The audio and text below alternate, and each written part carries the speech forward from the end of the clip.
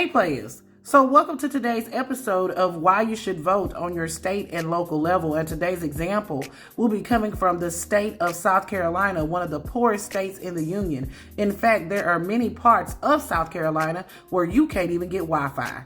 I declare, honey.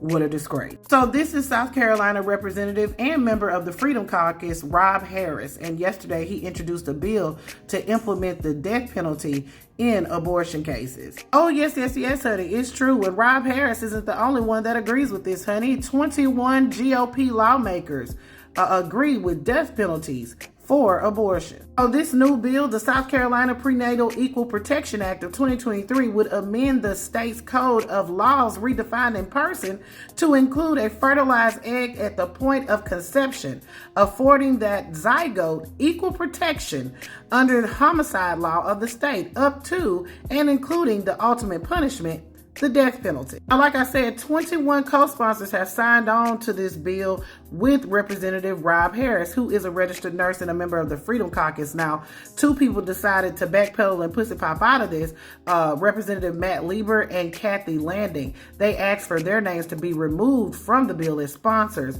but they did not say why, and they could not be reached for comment. Now, South Carolina Republican Representative Nancy Mace took to the U.S. House floor on Friday to call attention to the bill, which she says it is a deeply disturbing trend. She is referring to multiple Texas lawmakers who have floated the idea of the death penalty for women who have abortions in the past. She said that this bill is deeply disturbing to her as a woman, as a female legislator, as a mom, and as a victim of rape. She said that she was raped as a teenager at the age of 16, and this debate ought to be bipartisan, where we balance the rights of women and we balance the rights to life.